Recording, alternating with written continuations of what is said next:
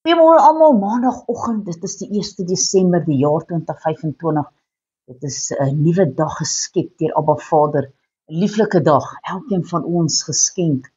Wat gaan ons doen in hierdie dag? My naam is Sonja Gerber en vandag gaan ons 'n bietjie gesels met jou identiteit in Christus. Ons identiteit is nie in onsself nie. Die oomblik wanneer jy jou hart en lewe vir die Here gegee het, dan kry jy 'n nuwe identiteit. Wie is ons as gelowiges? 'n Mens se identiteit word bepaal deur waar jy vandaan kom en dit word baie kere bepaal waar jy ook gaan. Gelowiges vind hulle identiteit in die wêreld in hulle verhouding met die Here Jesus Christus. Hulle leef uit hom, deur hom en tot hom.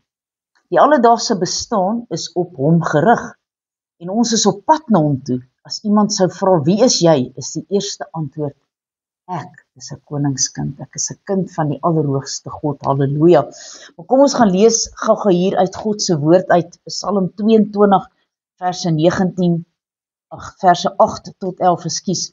Almal wat my sien, spot met my. Hulle steek die lip uit, hulle skud die hoof en sê, laat dit aan die Here oor, laat hy hom red, laat hy hom bevry. Hy het mos behaag in hom. Ja, U is dit wat my uit die moederskoot uitgetrek het, wat my veilig laat rus het aan my moeder se bors. Aan U is ek oorgegee en van die geboorte af, van die skoot van my moeder af, is U my God, halleluja. Ons volgende gedeelte kom hierso uit Markus 3, verse 31 tot 35, en dit gaan oor die familie van Jesus. Sy broers en sy moeder het toe gekom, en terwyl hulle buite staan, stuur hulle na hom, om hom te roep, en die skare het rondom hom gesit, en hulle sê toe vir hom, U moeder en U broers soek U daar buite, en hy antwoord hulle en sê, wie is my moeder of my broers? En hy kyk rond na die wat rondom hom sit, en hy sê, daar is my moeder en my broers, want elkeen wat die wil van God doen, die is my broer en my suster en moeder, halleluja. Dan 1 Johannes 1 vers 12 en 13, maar almal wat hom aangeneem het, aan hulle het hy die mag gegee om kinders van God te word, aan hulle wat in sy naam glo, halleluja. Want nie uit die bloed of die wil van die vlees of uit die wil van die man nie, maar uit God gebore is, halleluja. Soos ons kinders van God is ons ook uit hom gebore. Ons laaste gedeelte kom hierso uit 2 Korintiërs 6, en ek lees vir ons vanaf verse 11 tot 18. Die dringende vermaning om heilig te lewe. Ons mond het teenoor julle oopgegaan, Korintiërs, ons hart het verruim geword. Nie in ons het julle dit nou nie, maar in julle binneste het julle dit nou.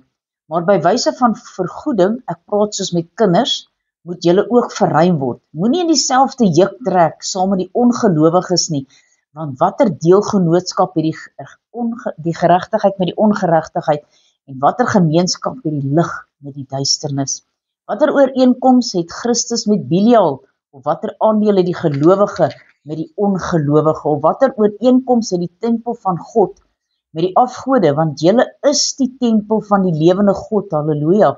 Soos God gespreek het, ek sal in hulle woon en onder hulle wandel, en ek sal hulle God wees, en hulle sal vir my 'n volk wees. Daarom gaan onder hulle uit, sonder julle af, spreek die Here, en raak nie iets aan wat onrein is nie, en ek sal julle aanneem, en ek sal vir julle Vader wees, en julle sal vir my seuns en dogters wees, spreek die Here, die Almagtige, halleluja. Kom ons bid saam.